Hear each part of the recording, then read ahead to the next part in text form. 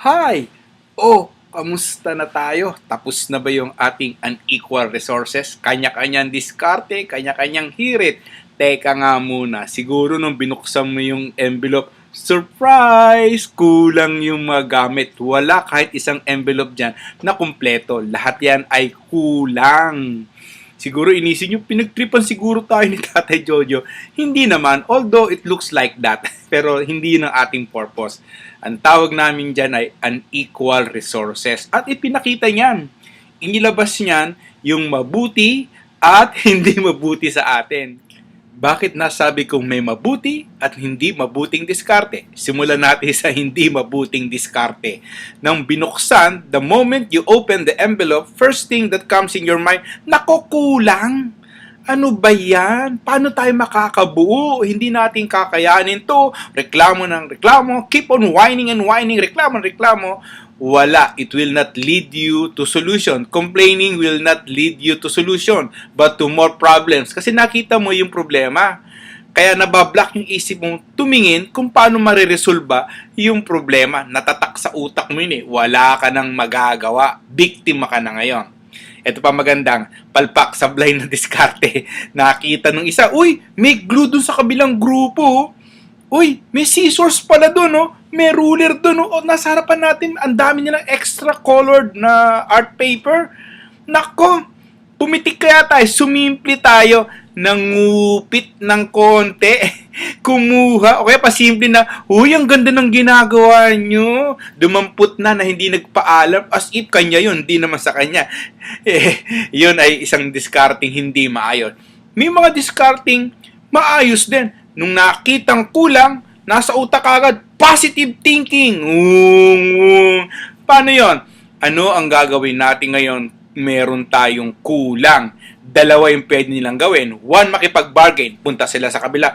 Pare ko, may glue kayo. May extra kami ditong kulay na art paper. Kakailanganin ito. Pahiram ng gunting o pahiram ng glue, bibigyan namin kayo ng art paper. O, di ba? Bargain, palitan. Ang tawag natin dun, clever, tuso, matalino.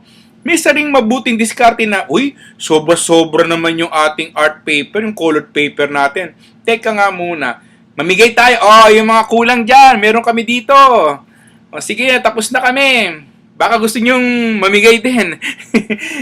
Pag nakitang ganon, magsisimula magbigay. Oo nga, no? O, teka muna, may glue kami dito. Sige, salamat para sa binigay mo. May glue kami dito. O, eto, ba kailanganin nyo? Sabi naman ng isa, kapitbahay, ba kailangan mo ng ruler? O, ba kailangan mo ng scissor para medyo yung trim natin mayos? Nagbigayan. Bakit? Nagpasimula kasi na magbigayan. May nagsimula kasing magbukas ng loob. Remember, in one of the gospel reading, in the parable of the loaves and the fish, hindi dadami yung tinapay, hindi dadami yung fish. Imagine, di ba? Nung sumalpak sa desert, sabi nila, Lord, nagugutom na kami. Sabi ni Lord, walang problema yan. And then, nakita niya na meron yung bata na isang tinapay at ilang pirasong isda. Sabi niya, hingi mo yun at ipamigay mo. Actually, ang himalado na yung pagbubukas ng puso.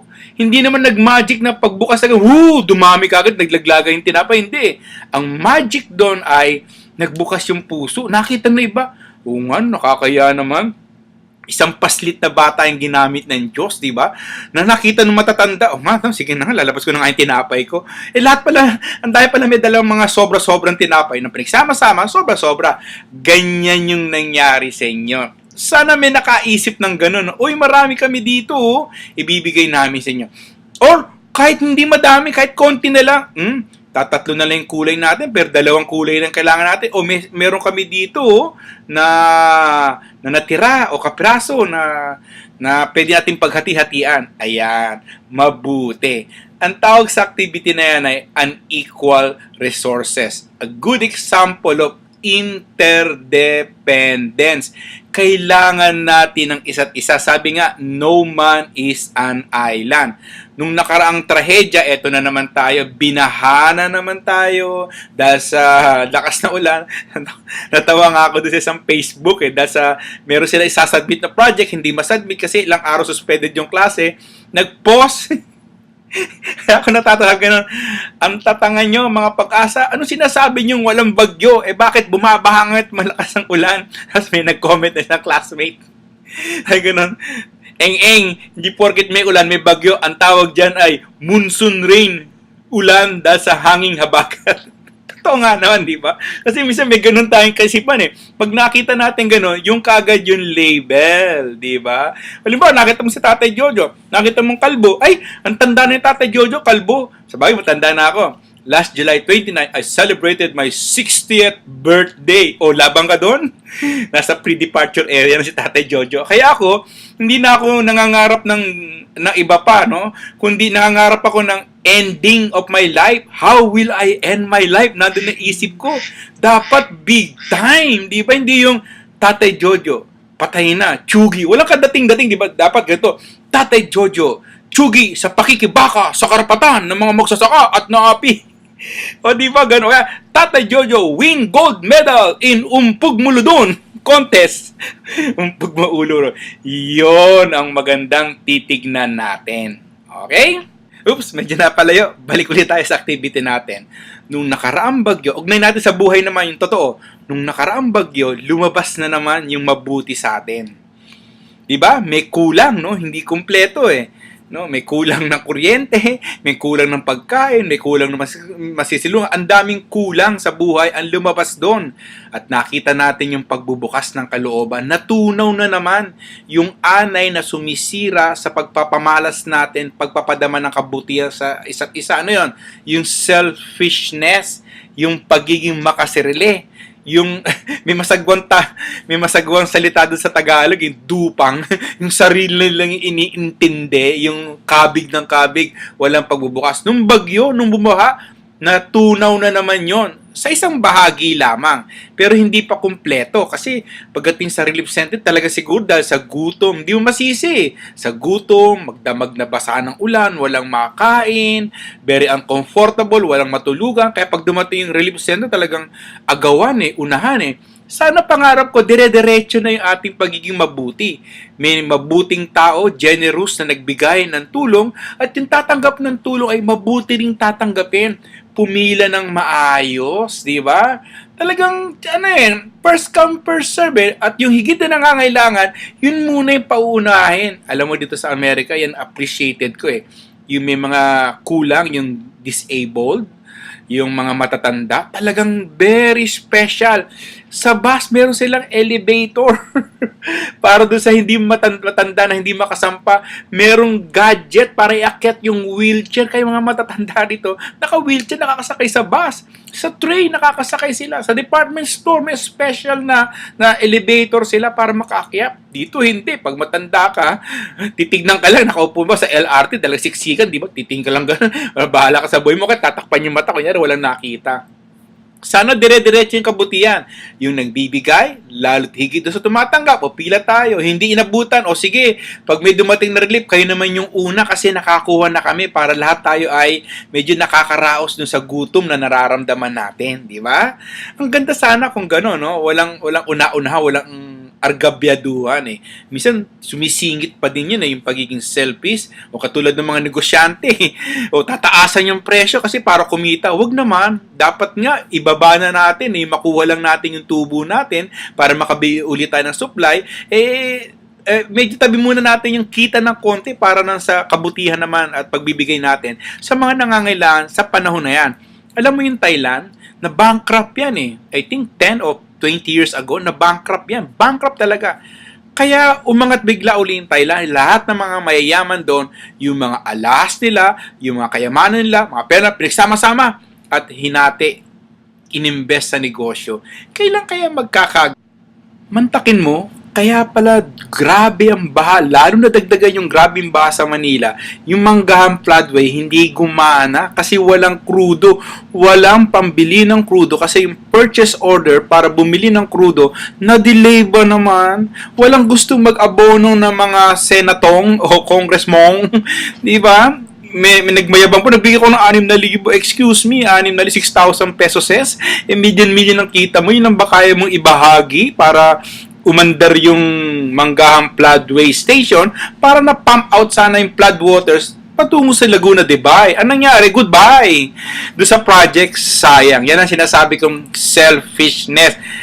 Pwede din mangyari yan sa ating kanina. Nag-snacks kayo. Tignan nga natin kung may mabuting diskarte doon, no? May nagunahan ba? May dumalawa ba ng sandwich o whatever na merienda kayo meron? May nagparaya ba na, classmate, mukhang kulang yata yung kinain mo. Sa'yo na tong aking kalahati. Ayan. O classmate, eto na, sa'yo na yung soft drinks, slightly used. Kasi nasipsip ko na yung kalahati. Falta mo na lang ng straw. Ang ganda sana, di ba, no? Yung walang nang gugulang. Kung hindi pantay-pantay ang tingin natin sa bawat isa. At nagpaparaya tayo, nag-giveaway, nag-give in, para yung give out natin ay totoo at sincere. Unequal resources ang tawag sa ginawa natin activity, interdependence. Yun ang tinatawag natin na susi, para challenge pala rather, para ipakita yung mabuti sa atin. Kaya nga doon sa activity, tinutunaw niya yung nang iisa, tinutunaw niya yung selfishness. Sabi ko nga, yun ang anay na sumisira para maipakita natin na mabuti tayo.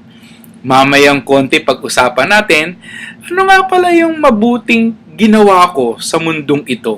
May kanta nga di ba? Ito, paborito kong kanta no? Mamaya pakinggan natin yung minsan lamang ako daraan sa daigdig na ito. Kaya anuman ang mabuting maaring gawin ko ngayon. Alam mo yan, lagi nasa isip ko Ano yung pwedeng posibleng mabuti na pwede kong gawin sa kapwa ko? Ang sarap, di ba? Yun ang gumagabay sa akin. Dito sa Amerika, lahat may bayad. Kaya when I came in at nagsimulang ma-involve sa parish, sa archdiocese, nagtataka sila. Sabi ko, no, I don't need cash. I need check. Hindi, biro lang. Ang sabi ko, I'm doing this out of service to God. Kaya nga sabi ko, do not give me something, but rather pray for me, pray for our foundation, pray for ACAM, that along the way, I will meet generous people who will believe in our cause, in our vision, who will join in our crusade, na ipakita that God is alive in our life. Then, do so. Pray for us na makakita kami ng mga ganong tao na hindi lang magko-contribute kundi maniniwala at ipapalaganap yung gusto namin. Ano yon? Magbigay ng walang hinihintay na kapalit. Ang sarap, di ba, no?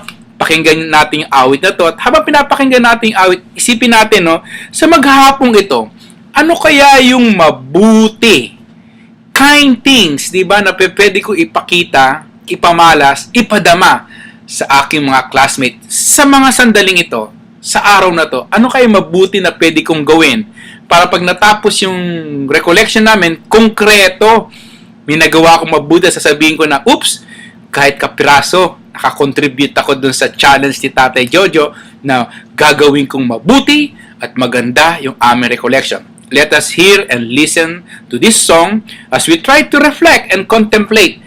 Ano kaya yung mabuti na pwede kong gawin kahit maghapon lang ito? Huwag nating patapusin yung maghapon na wala kang mabuting naghagawa. Ayos! Challenge yan, ha? Dudes! Kayang-kaya yan!